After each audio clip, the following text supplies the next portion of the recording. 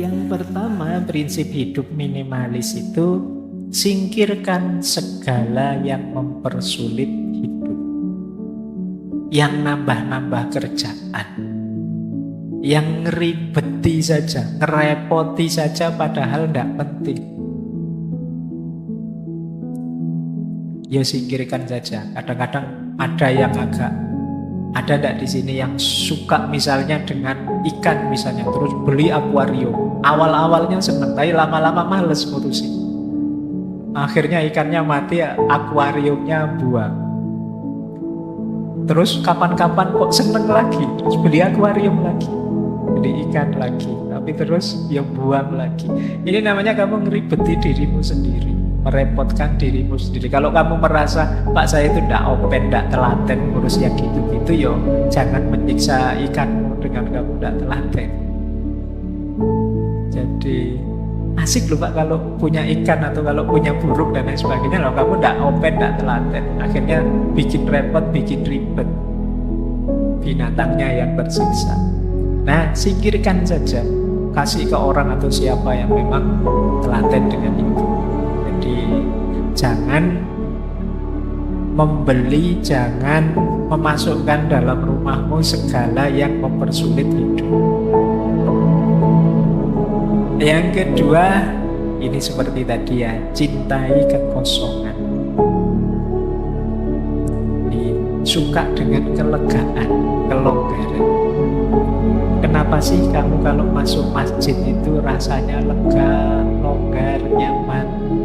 Karena luas, kosong, tidak ada apa-apa. Tapi begitu kamu pulang masuk ke rumahmu, sumpek lagi, barangmu penuh, tidak karu-karuan. Ada baju yang nyentel di sana, ada baju yang di atas kasur, ada baju yang di kamar mandi, ada baju saja bisa ada di seluruh penjuru kamar. Belum buku, nanti ada buku yang di rak, ada buku yang di atasnya ada gelasnya, ada buku yang jadi ganjelnya apa, buku saja ada di mana-mana. Ya pantas kamu masuk kamar terus rasanya kok sumpek ya mas saya kalau masuk kamar, salahmu sendiri. Kamarmu terlalu banyak barang yang tidak penting. Bok sudah mas yang itu dikasih temanmu atau disumbangkan kalau bakti sosial.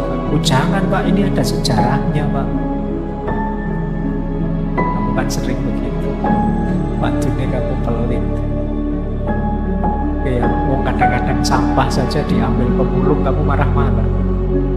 Oh ini jangan diambil ini padahal ya kamu sudah tidak pakai lagi. Bahkan kalau ada pemulung yang mau beli kan kamu nawarnya juga pakai harga tinggi. Padahal itu barang yang kamu buang, itu kan kamu tawar mati-matian. Padahal mereka yang pemulung yang membutuhkan. Nah itu kita sering. Jadi yuk latihan mencintai kekosongan. Selama ini kita selalu mengidentifikasi diri dengan kepemilikan. Aku merasa sesuatu kalau memiliki sesuatu. Sekarang boleh dibalik. Aku bahagia justru ketika tidak banyak kepemilikan, tidak banyak keterikatan. Oke lanjut. Ada lagi prinsip ketiga, konsep dan sari. Jadi ini istilah dari Jepang ya. Penolakan, penghapusan dan pemisahan. Penolakan itu tadi, kalau tidak penting jangan masuk. Penghapusan itu kalau sudah tidak berguna jangan eman-eman untuk dibuang. Pemisahan itu klasifikasilah barang-barang sehingga jelas ini barang apa, gunanya apa, untuk apa. Oh ini barang jarang dipakai, ini yang sering dipakai. Yang jarang dipakai taruh paling bawah, yang sering dipakai mungkin yang lebih atas. Ini namanya pemisahan. Barang-barangmu aturlah dengan kategori sesuai yang kamu inginkan. Nah ini nanti lebih mudah mendeteksi nilai gunanya tadi. Ini untuk apa, itu untuk apa. Ini sering dipakai atau tidak. Ini gunanya harian atau bulanan. Kan ada barang-barang kita itu yang jarang dipakai tapi ya memang penting kita harus punya. Misalnya alat pertukangan tertentu seperti obeng, palu, itu kan jarang dipakai tapi ya sewaktu-waktu kita butuh. Nah, itu mungkin ditaruh di bawah atau di mana. Sementara yang sering dipakai ditaruh di atas.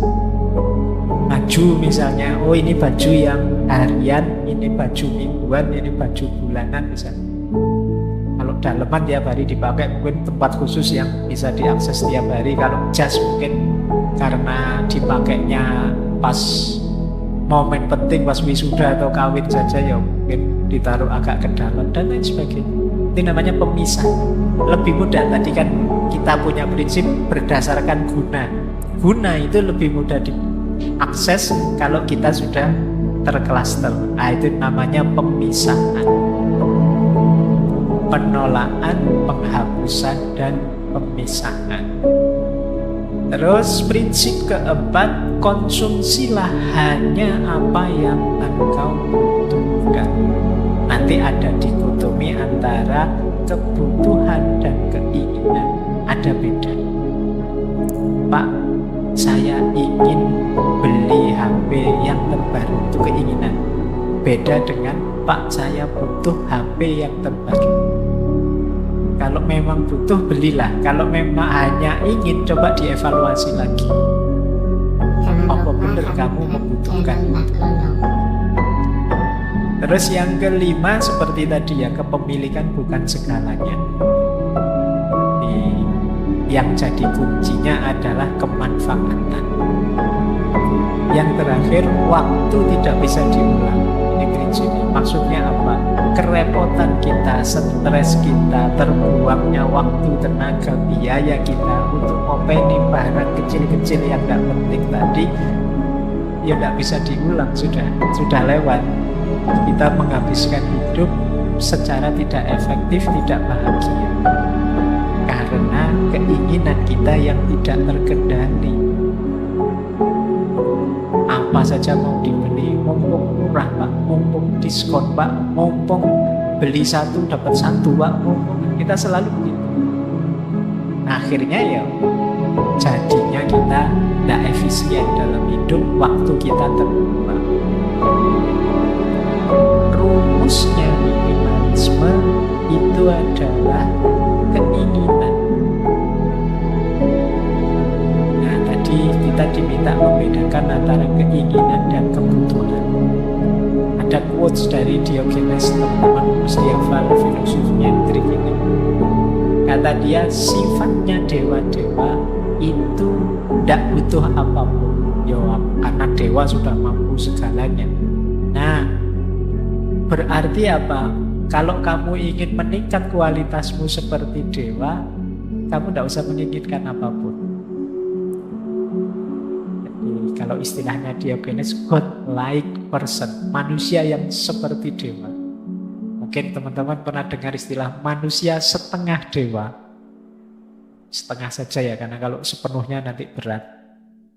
Manusia setengah dewa itu bukan manusia yang mampu segalanya, enggak. Kalau versinya Diogenes, manusia yang mampu tidak menginginkan apa-apa. Jadi yang mampu mengendalikan keinginannya. Ini manusia setengah dewa. Kenapa setengah dewa? Karena manusia itu kecenderungannya tamak, ingin memiliki apa-apa. Begitu dia mampu mengendalikan keinginan, tidak butuh apa-apa, itu dia levelnya tinggi. Ini kata Diogenes. Atau ada dua quotes yang terkenal dari Arthur Schopenhauer. Kata dia, akan lebih baik jika tidak ada apa-apa. Berarti kita tidak punya apa-apa, itu lebih baik. Karena ada lebih banyak rasa sakit daripada kesenangan di bumi. Setiap kepuasan hanyalah sementara, menciptakan keinginan baru dan kesusahan baru. Jadi kalau kita mencapai satu kepuasan tertentu, kalau itu levelnya manusia, itu kan sifatnya sementara. Terus kita ingin lagi, ada keinginan baru. Kalau ada keinginan baru, ada kesusahan lagi yang baru.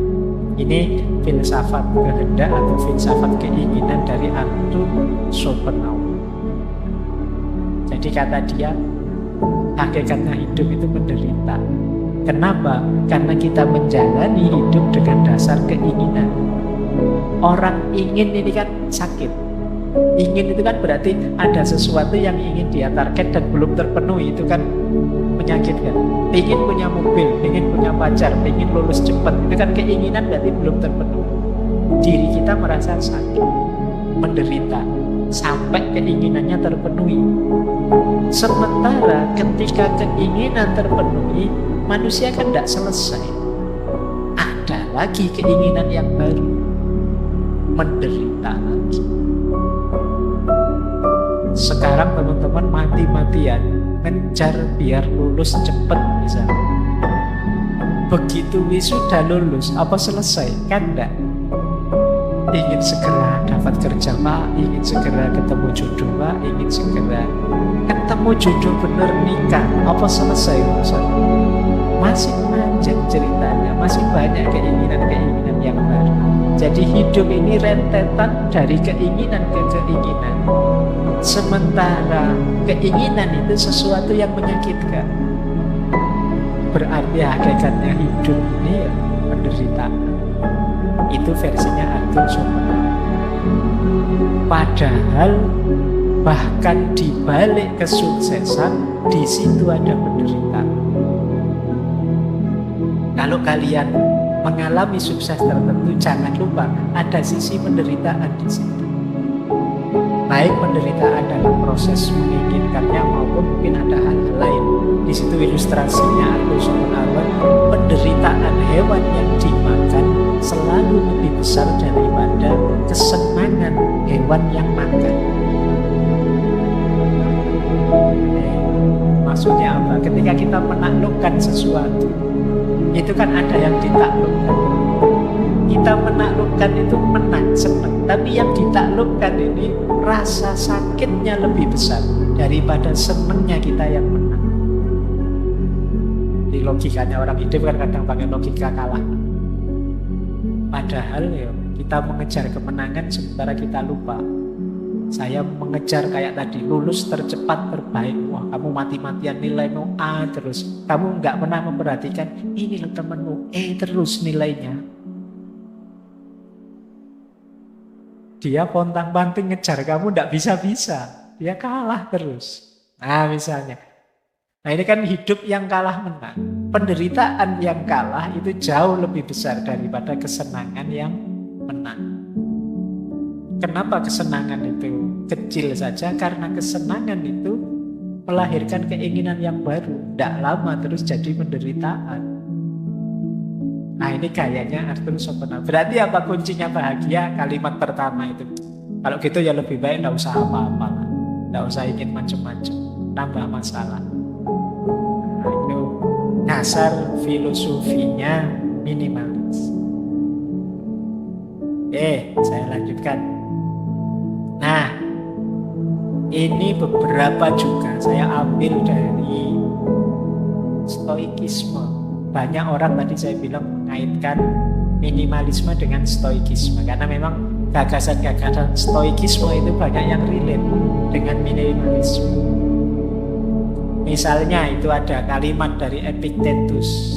Kekayaan itu tidak terdiri dari memiliki banyak harta, tetapi memiliki sedikit keinginan. Tadi sudah dijelaskan ya cirinya orang kaya. Terus kebalikannya kata Seneca, bukan orang yang memiliki terlalu sedikit, tetapi orang yang menginginkan lebih. Itulah miskin.